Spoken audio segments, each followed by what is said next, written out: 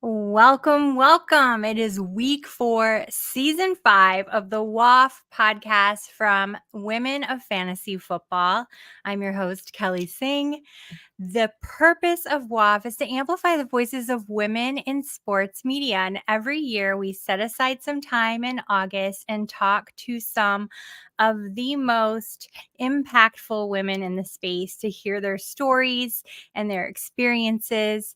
And we're doing this with an eye on the future. We've arranged a partnership with Laura Oakman's Galvanize.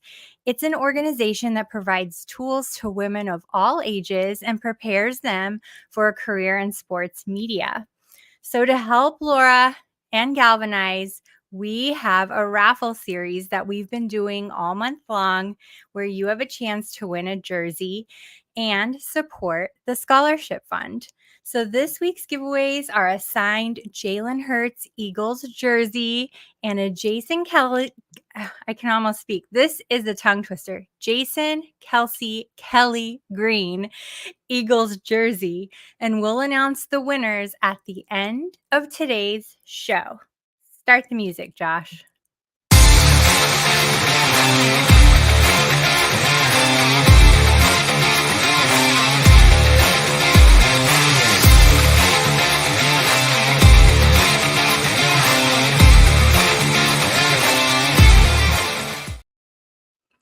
This week's guest is a legend in my book, so buckle up. We have a great discussion this week with Suzy Shuster from the What the Football Podcast and the Rich Eisen Show. Suzy, thank you so much for joining us this week. Oh, I am so thrilled to be here. And I will let you know that my first ever live shot on ABC Sports when I was doing football with them was with Ben Roethlisberger. And it was on the sidelines of a Michigan game against Miami of Ohio. And I went to say, "Hi, guys, I'm sitting with Ben Roethlisberger." And I got twisted on the name Roethlisberger. So I'm with you. Sometimes you just make mistakes live on the air and you just have to keep rolling through, which is exactly what you did. Well, thanks. I mean, Kelly, oh, that was a little worst. It's the worst. It's like, guys, make your names easier. Come on, just break here. We're just trying to have a show. That's it. That's right. Well, speaking of having a show, I obviously want to do some research, get acquainted a little bit. And I came across a People article from September of last year. It sounded so dramatic. The title is about, I wrote it down, Rich Eisen and Suzy Shuster building a sports media empire. Yeah, and the I'm empire. like, yeah, heck yeah. I mean, it was so funny. My brother, who lives in New England, was like, "What empire are they talking about?" I said, "Well, Scott, if you didn't know, we are apparently emperors." It's funny, Rich and I met at ESPN in 1997. Okay.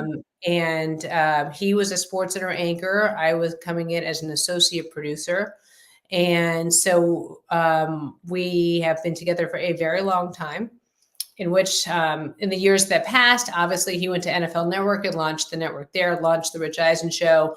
I went to Fox Sports and was the host of the Lakers pregame and postgame show during the Shaq and Kobe years, along with covering Major League Baseball for Fox Sports. Then went to ABC after that in TNT. And when I stopped working full-time in the air, when we had our kids, after the dust settled, I started working with Rich on building his podcast out, which is now a television, radio simulcast, broadcast all over the country, all over the world. And the last couple of years, we've been really busy building out wings of the Rich Eisen Show. We have a partnership with Hello Sports, Hello Sunshine, actually. It's called Hello Sports with Reese Witherspoon's company. We're working out into the women's sports department now, which I'm really thrilled about, especially because I have a 10-year-old Hooper. And we're building out the podcast wing of the Rich Eisen Show. So maybe not an empire, but let's just say a burgeoning, blossoming company that we're kind of thrilled is heading in the right direction. I love that. And I want to keep going with what I wrote. But now when you said Hooper, it's just grabbed me because I myself was a young Hooper at 5'6", forward. And my dad used to call me Baby Barkley, out there throwing bows. So I hope you have the kind of support that my dad had with the nicknames and the throwing the bows and screaming from the stands. Well, the best part is that Taylor plays in a couple leagues here. One of them is Karen Goldberg's league, and her name is Goldie, and it's all about pushing forward and showcasing youth girls sports, and it's pretty epic. It's Los Angeles, so we'll sometimes I'll look over and Jason Sudeikis is there with his daughter, and there's we have all sorts of like fun faces that ring the court, but I'm lucky enough to assist and coach, and I'm from New England, so I'm a red ass. So I've got these girls running. I want conditioning, ladies. I want crisp layups, ladies. And last year we were going to the Tom Brady roast, and it was the same day as one of her games.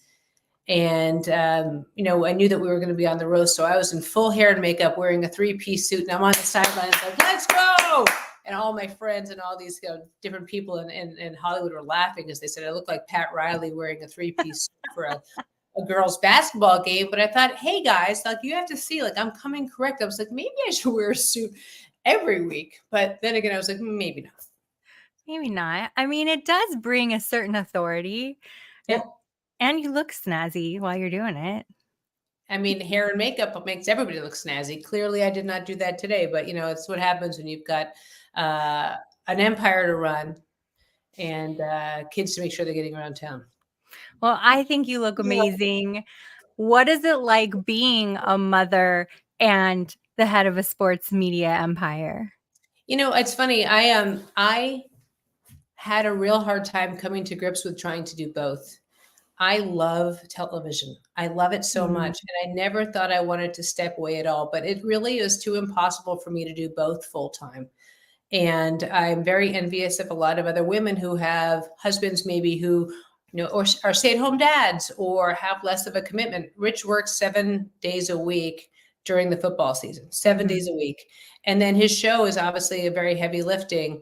So I knew that I had to find a balance, which is why I started producing and started developing out our show, along with doing fun things like What the Football with Amy Trask and filling in for Rich on his show.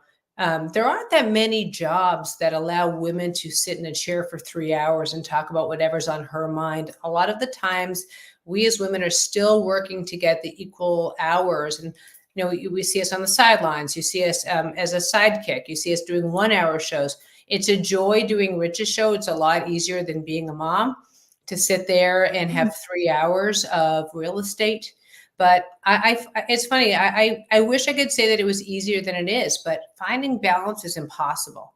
So to me, it's about grasping the opportunities when you can and trying to live in the moment doing each. Because what I've realized is a lot of people can go on the sidelines, but only one person can, make sure I'm there to support my child on, or to bring my son to tennis, or my other son to be there to support him in a play. So it was not easy to find the space in between, and it's still a work in progress. But I think I'm starting to come to grips with how to do it effectively.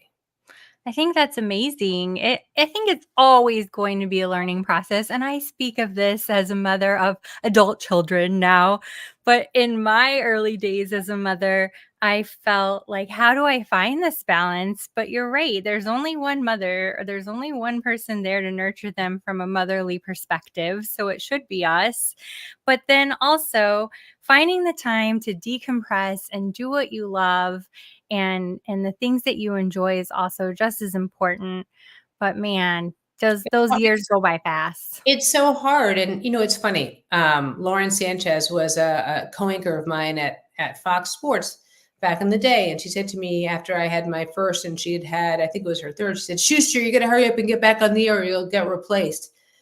And I said, I'm not going to get replaced. Like, I've got a great Q rating. I'm on the network. Don't worry about it. And what happens is she wasn't wrong. That women take time off, and there's a line of them ready to replace her. I'm better at my job now than I was then. If I'd had the experience and time, I would have maybe done things differently.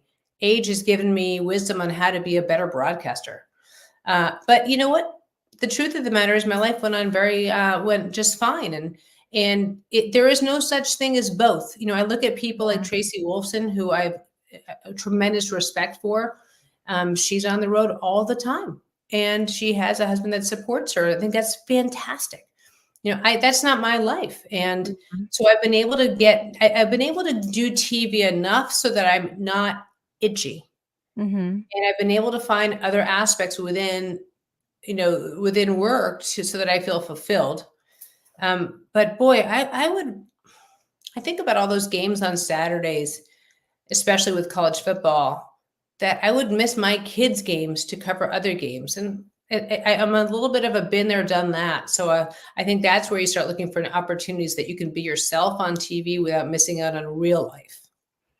That's great, great advice because you also gave some great advice before this show, and it ties in with being yourself. I had a very difficult interview for myself during this series where I found myself getting lost in the replies, not sure if we were on topic, not sure if the audience was enjoying it, was I enjoying it? And I just felt myself coming into this interview with these questions, and do I follow this script? And you really opened up and gave some really great advice about ask what you want to know about. You shared that you had an experience also where you were feeling flustered, Oh, and we were like, save it for the show. We want to hear it on the show. Would you tell us about that right now? I mean, I've got so many, but the one in particular I was telling you about was, I would prepare every week for ABC Sports. I would know 120 kids. I would know their stories come in with tons of information, and I would consider myself a good interviewer. I learned from the very best at Real Sports with Brian Gumbel, and I was covering a Florida State game with Bobby Bowden, and um, I saw that Tony McEwing, his freshman corner, this is how much I remember it was exactly who it was and what position. I saw him get hurt going into the half. So I snuck in the back. I see the kid going into x-ray, see him coming out wrapped up. I'm like, oh, geez, this is going to Mhm. affect the game. I see coach come out. I said, coach, can we come straight to you live out of the break? I saw Tony McEwing is hurt. He goes, yeah. He's like, he broke his right arm. He's going to be out for the second half. I said, who are you starting? He told me. And I hear the music in my head. We come out of commercial, and they're like, all right, go in 3, 2, 1. Hey, everybody, welcome back to ABC Sports. Suzy Shuster here with Coach Bobby Bowden. And Coach, I just saw Tony McEwing coming out of x-ray with his arm wrapped up. You just told me it is a broken right arm. What will you do in the second half, and who will replace him? He goes, you did? He said, I think he's fine. He's not. I think he's coming out. Don't worry about it. All right, see you out there. And I was like, Oh, son of a bitch. And I really thought to myself, I could feel the blood draining, sweat. It's already 100 degrees because it's Florida State. And I was like panicking. And I just turned to the camera. I said, you know what, guys? 30 seconds ago, I saw the kid walk out with his arm in a sling. And I just asked the coach, and he just told me he was not coming back. So I don't know what that was about, but back to you, Mike Tirico. And, and I honestly felt sick. But you know what happened? The game kept going and nobody gave a shit, excuse me. So nobody oh cared yeah. that it happened to me. And so what I would say to you is in that moment, first of all, I never bring questions in unless I'm doing a jailhouse interview. And I love doing those because you're in a jail. But unless I'm doing a jailhouse interview, I never come in with scripted questions because I feel like if you have a list of questions, you're not listening to Mhm. what they're saying because you're so busy looking at your list and thinking about So what's coming true. next. Often come in with one question in mind to start the interview, and maybe I'll have a notebook that has 5 words on it. It's the same way I do a live shot. I never write out my live shot because I have no memory. So if I memorize something, I'll get lost in it and then I'll Mhm. screw up. But I'll put 5 words, and that'll be my cues to get through anything. But if you ever are in that situation again, and we're all in them, where you're drawing, you're trying to draw blood from a Yeah. stone, oftentimes it's either turning the camera on them. So, like, you might bring up something that happened to you and have them react to it, or you might just, but you're really smart about it. You just cut the interview short. Mhm. But I often think as long as you're asking questions that are interesting to you, you'll come up with a much better interview. If you go in thinking, okay, I've got these questions I have to ask, and this is what my audience wants, Yeah. your audience will naturally find whatever is the best answer interesting. So if you ask a question that's of interest to you, more likely than not, it'll be of interest to the audience. So true. And what else I discovered is they often ask some of the same questions that we had already thought to ask anyway. So when we get to some audience questions here, I'll get them covered regardless. But you Yeah. mentioned jailhouses. I am a huge true crime fan. So does your love of jailhouses come from a love of true crime by chance? Well, no, it's funny. I did read, or I did see, there was a great true crime. Gosh, what was the name of it? It was something about the California Night Stalker. Oh, And yeah. it was there was a Netflix special I think was on, and Patton Oswalt is a friend, and his wife was the woman who was Oh, trying, yes. and they went to our preschool, so it was really odd to see somebody that I knew and saw a drop off be part of a true crime. I will say, I actually did a piece when I was at Real Sports on pedophile coaches, who's coaching your kids, and so it was all about pedophiles that are infiltrating the youth sports system to get to easy targets. They would befriend the families. Oftentimes they would live with families. And at the Wow. same time, they were molesting these children. And so I found a couple of such pedophiles, and I went to go interview them in prison. Two of them were in Las Vegas. And so I went there to go do some jailhouse interviews. And there's nothing quite as frightening, fascinating, and thrilling at the same time as going into a jail and sitting in a small room across from a man that you've investigated and was found guilty, in a story that you're trying to do, and trying to get real answers from people who are protesting and claiming their innocence when you know that they are indeed stone cold guilty. But those are the interviews that you really kind of sharpen your edges, and it tests your ability to draw out questions, and that's kind of that to me is always a fascinating interview. It's a little bit harder than a sideline interview, Yeah. but then again, trying to make a sideline interview interesting is not the easiest job in the world. But you do it so well, because something I was going to ask is, you started as a producer. This is fascinating to me that you started as a producer and then you became on-air talent as a reporter. So what made you create that transition? Well, I was so when I was at ESPN, I went there as an AP, and I was doing a feature on Marshall, on the plane crash that took the lives of nearly the entire team. And I was with a reporter who was a young reporter and pretty green. And I sat behind her asking most of the questions, so it looked like she was doing the interview. I wrote her stand-up. I wrote the script. And I thought to myself, this is crazy. Like, this is, and then it goes on Sports Center. It was so-and-so reporting. And I thought, but she's not reporting. She's just voicing it. And I thought, this really stinks. And a week later, I was offered a job at Real Sports. And so I left ESPN to go to Real Sports to produce there. And I was doing a feature on John McEnroe it was Jim Lampley, the correspondent at the time. Jim and John did not get along at all. You could tell. And just two male egos. Like, it was just awful. So I decided to leave Jim home to do the rest of the interviews with John. And I went down to Florida to do a series at the Senior Open. I did all my interviews, and John McEnroe looks at me and he said, "What's your problem? You ask better questions than Jim Lampley. This is stupid. You should be a reporter." And I said, "Well, I actually want to be one." And he said, "Well, what are you waiting for?" He says to my cameraman, he's like, "Turn the camera around, do an interview. Let's go." So I did. So I just did my fake live to tape. Like, "Hi, I'm here with John McEnroe at the Senior Open," and blah blah. And we did like an 8-minute interview. Cut to, I used it on my reel to get my first job. And 7 months later, I'm on the Lakers beat, and I'm the Lakers reporter for Fox Sports Net, because they had just launched, and I'd lied and told them I had lots of on-air experience, which I didn't. And so I lied to get my first job. And there was John McEnroe sitting courtside. So I went and tapped him on the shoulder. I said, "Hi, remember me from Real Sports?" He said, "What are you doing here?" I said, "I'm the new Lakers reporter." He's like, "See, I told you so. You owe me 10% of everything you make." So every time I see John, and I see him once in a while, I just saw him recently. He said, "Where's my 10%?" I have not That paid. that is one of the most incredible stories I think I've ever heard of.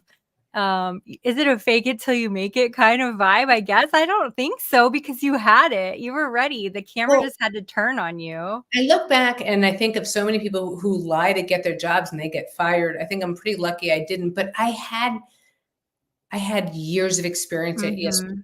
I had years of experience at Real Sports with Brian Gumbel, which, is and was just, to me, just the most spectacular place. Best job I ever had, Mhm. on or off camera, because you're working with the very best in the business. Brian Gumbel was the consummate gentleman, and Yeah. working at HBO, you had such a sense of pride when you walked in somewhere. It was like walking in as a 60 Minutes member, and anybody who hired me knew that no matter what, and I worked with a lot of Playboy playmates. Laura Oakman can tell you all about the old days of Fox.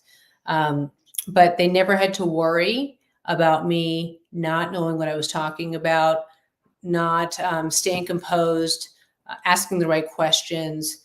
I knew enough from my experience off camera, which is what I tell kids all the time. Like whenever I teach a class at USC or what have you, I tell them how important it is that you know exactly what you're talking about Mhm. before you go on camera. And something that Leslie Visser told me when I was her intern, when I was a senior in college, was to turn off the volume on your TV and make sure that you know exactly what's happening on the screen in front of you, and make sure you know what's a cover two, make sure you know what a zone blitz is, make sure you know all the terminology. And if you don't, there's nothing wrong with asking. Mhm. Rod Woodson, the Hall of Famer, is the one Yeah. who taught me the cover two. I mean, I said to him, I'm like, I need to understand exactly how to draw this, and where you guys go and who goes where.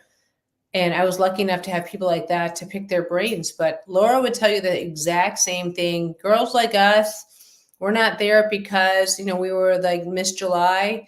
We were there because we were smart and knew what to talk about, and knew the questions, and knew the plays and knew the strategies, understood the terminology.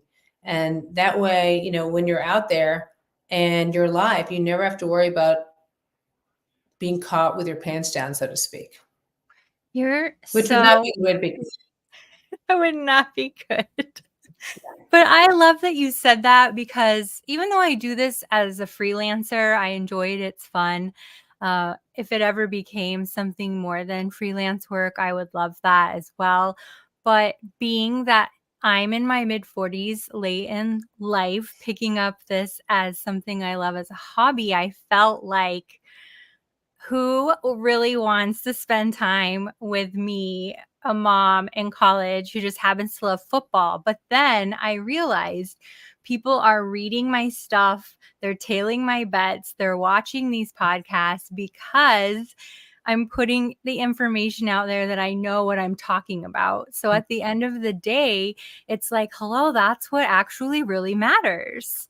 people Um, really want to feel that not only are you not talking down to them, but you are an expert in what you're talking about. And that's what you do here on Women of Fantasy Football. I mean, you know what to offer, you know the advice to take. And as you know, women about, I think it's 28 to 50, are the fastest growing demographic of mm, fantasy football players. And I think that you're always looking to improve your stats, improve your opportunity, figure out who to drop and who to pick up. And that you're giving out first rate information is a testament to not only your hard work, but also the fact that you're doing this right. You're building your audience, and it's happening week after week. So you're filling a void that's out there. Yes, thank you. I appreciate that. We are seeing our community grow leaps and bounds from even just 2020, when so many of us were looking for outlets and avenues and things to do. We sent, gosh, I think it was 6 women to Super Bowl Media Week, and I had already been. So being able to teach another group of women in their 20s women in their 30s, women in their 40s, moms, single ladies, married ladies. We had such a span of representation. It was amazing to see, even as freelancers. It was just like, this is so cool. Yeah, I love what Laura does with Galvanize, because I think it's so important to make sure that the women coming behind us get the support that we didn't get. Right. Leslie Visser, when she started out, she would go as a member of the Boston Globe. She was their first female full-time reporter. And when she would go to the bathroom in the old Sullivan Stadium, she would have to leave the press box, go down to the field, go across up into the stairs into the main walkway to use the women's room, because there was no. And her credentials said no women or children in the press box. Wow. That is amazing. And it's not even that long ago when you think about it. So that's so wild. And, that's why, why I feel so strongly about helping women as they come up. First of all, if you're insecure, they're going to get better than you anyway. Why not reach back and say, hey, let me bring you along. Right. Leslie helped me. I will always help women who are coming along, because there's room for all of us. Well, that speaks volumes of who your friends are as well, because Amy Trask, who you host What the Football with, we've been like Twitter mutuals for many years, where I got comfortable enough where I'm like, hey, would you be a guest? And she let us interview her last season, and I thought I was going to die, but it was amazing. It was such a great interview. And then this year I'm like, would you please ask Suzy if she would be a guest? And she seemed really excited like to ask you to be on our show. So I feel like that's amazing. She is a class act. She's also the highest ranking woman in the history of the National Football League at 5'0" or so. She eats nothing but air and ice cream. This woman eats ice cream for breakfast. It's so insane. I could pick her up and carry her on my hip. She's so tiny. And yet all she eats is ice cream, which is so incredibly unfair. But what I love about Amy is she is the highest ranking woman, as I said. She knows what it's like to be the woman in the room with all of the owners and all of the GMs and all of the presidents. Mm-hmm. And yet there's not a show off bone in her body. You know how some people come in and they all immediately talk like this because they put on like an on-air voice. And not Amy. She's just kind and gracious, but also you don't screw with Amy Trask. Right. She knows where all the bodies are buried, which is kind of fabulous. And she has that experience, and she has the respect of men and women across the league for who she is, where she came from, what she built, but also the way she reaches back and reaches out to all the women coming up and say, she always says, like, how can I be of service to you? How can I help? The funny thing is that I always watch when if somebody ever like might not think she knows something, or, I wouldn't cross her. Nope. She eats them alive on your show if somebody questions what she's talking about. And I'm sitting in the car in traffic like, Get him, Amy. She's the best. She's just awesome. I love that so much. But at the same time, you both are there just trying to help women, help anybody out if it's a good reason, a good cause. And I think that's what more of us should be doing. What is that phrase? All ships rise. All ships rise. Yep. Yeah. There's room. The water rises. Yeah. Yeah. It's a shame. I didn't have that experience with my first on-air job. Mm-hmm. It was really contentious. I think the men in the room really liked watching the women go at it. I worked with a lot of, as I said, Playboy Playmate types and actresses and things like that who are, sports hosts. I was never a host. I was a reporter who did some anchoring. Mm-hmm. But, I always like the word anchor. It's like, I get that it was an attractive job to be in sports at the time. I did sports because I loved it. Mm-hmm. I did sports because I love the stories. I love the characters. But it was not always easy to work with women back then at Fox. It was awful half the time. And I'd come from ESPN and in Real Sports, where I had a commonality in Susie Culber, Lisa Salters, Linda Cohn, obviously Leslie, a lot of women, Kara Henderson, all these women of strength who were my friends. And when I went and started working with these women who maybe they didn't feel as good about themselves, maybe they were just used to being adored for being really pretty. I don't know what it was, but it was awful my first year. And I just remember wondering if I even wanted to stay out in Los Angeles, but I had such a great job. And the Lakers were so good. And I was lucky enough to be, that person that Shaquille O'Neal would always talk to. I had a very good relationship with Kobe Bryant since he was 17 years old. I really loved working with Phil Jackson. And then the Angels went on their 6-14 start, went on to win the World Series, and they were playing the San Francisco Giants. And Barry Bonds notoriously wouldn't talk to the media, but he would talk to me. And so I thought, I will not let some women who don't want to play nice chase me out of town. I've worked too hard to get here. And it turned out to be the best decision I ever had. And the funny thing is that none of those women are still in sports. I'm still here.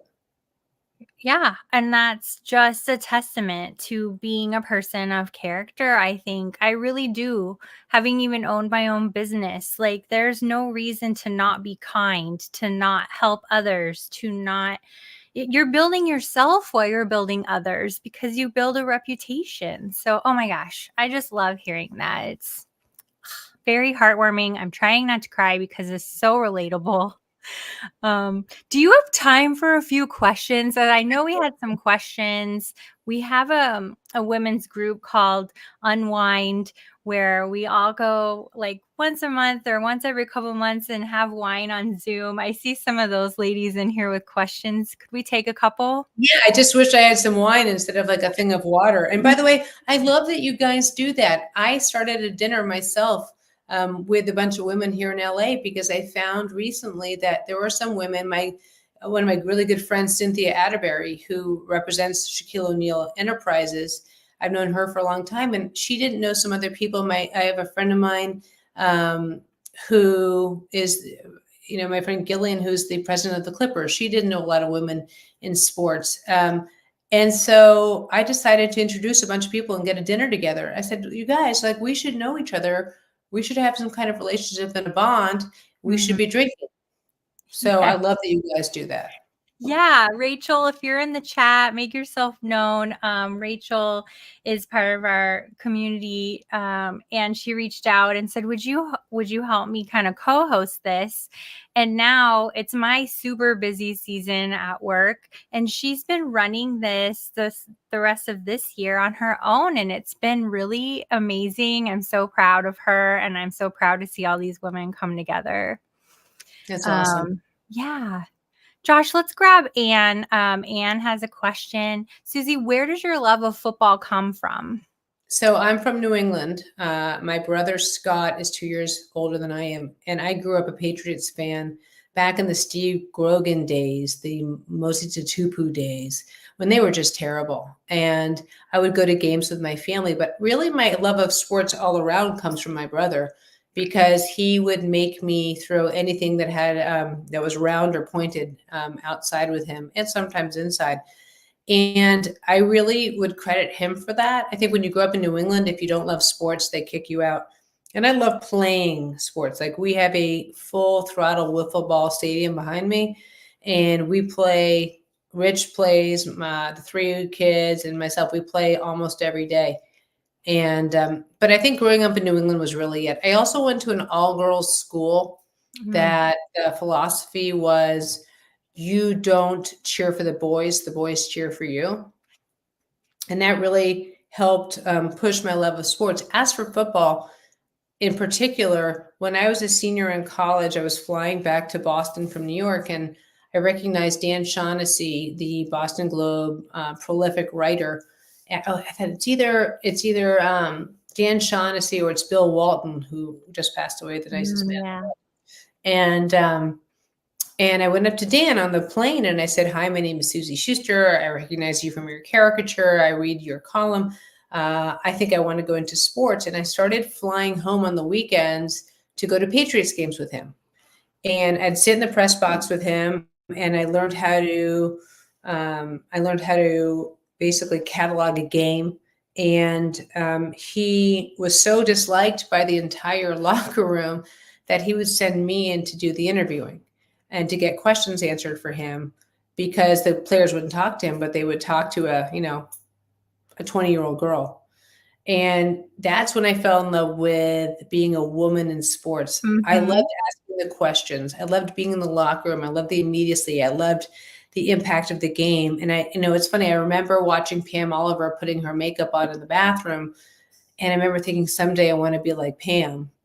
And the funny thing is that I got older and got to know her. She's another person who is just a stand-up, amazing woman who there's always room in the room for another woman to come in. But I watched her do games and I just was so enthralled.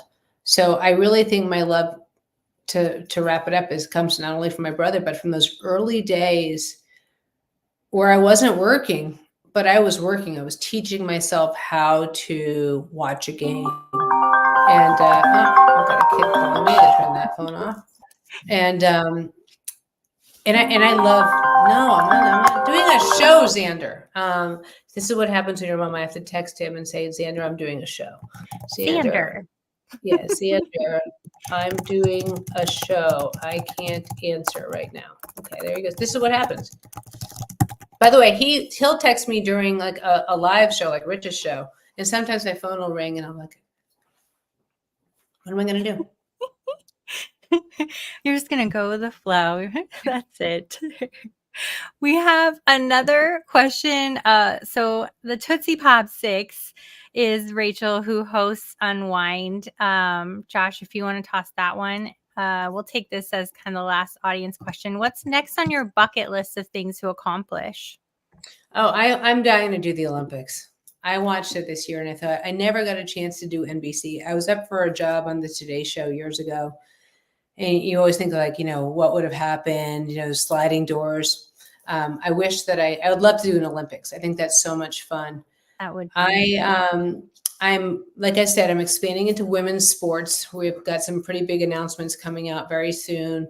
I am not hosting it because I don't know enough. I don't have I was thrilled to have been asked to host it, but I said no because I feel very strongly, especially with women's sports, that I owe it to the women to put the woman out there who's hosting it, who really, really loves it, knows it, and is passionate. So I'm excited about that. I'm super lucky. I did 3 NBA championships. I did a World Series. I, did several years on ABC, and quite honestly, doing Rich's show is the most fun I could possibly have. So I'm kind of lucky that there's not a whole lot I really want to do except for an Olympics. For the Olympics. Yeah. It's so fun to be able to look back even as a freelancer and say, oh my gosh, I can't believe we got to do that. I can't believe we went to Social Media Week. I can't believe we went to the Combine. I can't believe we went to the draft. I can't believe Patrick Mahomes freaking answered my question in the press room. It's and awesome. All those things start building on each other, And so did you like the Combine? Isn't the Combine cool? It's the coolest experience ever. We sent Wendy, who is just a gal who loves sports, and she's like, what do I do? So I gave her a list of the stuff that I brought that I copied from other people, and it turned out so great. Like, It's relatable, right? It's just ends up being relatable. Yeah, I agree. Oh my gosh. We put in a little shout out here. The next Unwind happens to be during the day on September 7th. We have some women in Europe. Suzy, if you find yourself free September 7th, I can send you the link. Fantastic. I love day drinking with you guys. This has been amazing. I know we said we'd set aside about 30 minutes, so we're running over. Josh, do you want to spin that wheel? Yeah, I can do that. Hi, Suzy. Great interview. Thank you so much for all of your time. Thank you. Oh my gosh, my pleasure. I am going to bring up the first of the 2 giveaways here. It makes it big, Suzy. Don't worry. I love it. So cool. It's our signed Jalen Hurts Eagles jersey. This week alone, we were able to raise $1,530 between the two jerseys. That is, through 5 years of doing this, the top week that we've ever raised. So this year we've set a new record for first week and a new record for overall week. So I cannot thank each and every one of you enough. And this year we raised the most money that we've raised yet, $3,625.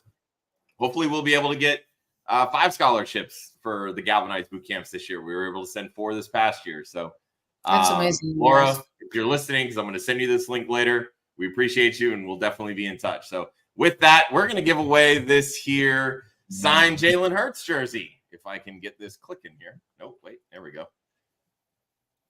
All right. Let's see who wins it. Mr. Cole Hoopengarner takes the cake. Cole is snaked. Are you kidding me? I hope it fits him. So, will you wear this? I want to know. I wonder if Cole will wear this jersey or frame this jersey. We're going to find out because I know he's a Bucs fan. So this is going to be really interesting how he wants to handle this one. Did Cole tune in to see if he won? I will, we'll find out. I'll be sending him the link later because, so fun story. Cole's actually the individual that I started Club Fantasy with that ultimately birthed Women of Fantasy Football. So kudos to Cole. So, of course, now comes the grand finale.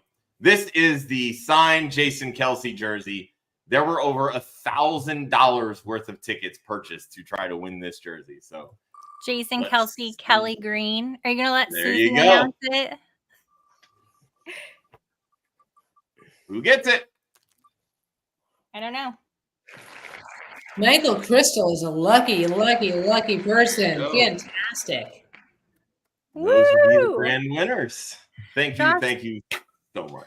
What was the total for the Galvanized scholarship this season? Like how much total that we raised? Yeah. $3,625. Woo! $3,600. And did we beat last year?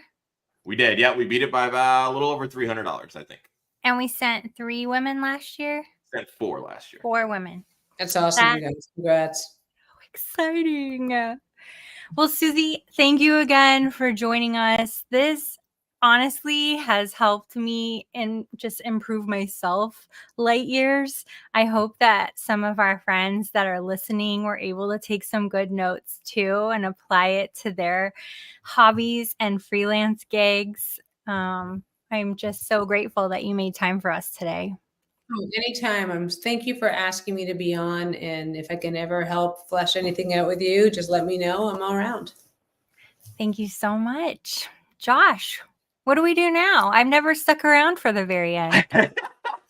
So this is the season 5 finale. So we'll sit down and try to conjure up a plan for next year, next summer, to get some new jerseys, new guests. And yeah, I mean, we've got our Women of Fantasy shows that we're going to be doing going into the season. Kelly, I know we're cooking up something here with one of our other contributors. We have the Sneaky Flex, which is our start-sit show with the Sneaky Girls, Rowan and Macy. I believe they're 10-year-old twins now. 9. 9? Yeah. Okay, so 9 turning 10. Okay. So that'll be coming up. I think next week is the start, and we've got maybe a preview tomorrow, possibly, maybe. Yeah, preview tomorrow. Tune in for that. The one you talked about will be me and Renee from Freak NFL. NFL Mexico. She does everything in Spanish, and I've been working with her, so I'm super excited to team up on that. Awesome. Can't wait. So and of course, we've got going. Hopefully we get some more media passes for the Super Bowl and the Combine and the Draft. So definitely stay tuned for all of the Women of Fantasy Football content at women_FF on Twitter, Instagram, and of course right here on YouTube as well. And check out womenoffantasyfootball.com. Those are Sounds great. See you guys soon. Thanks for having me. Thank you so much. It's been a pleasure. Bye, guys. Bye. wrapping it up. That We'll was see everybody great.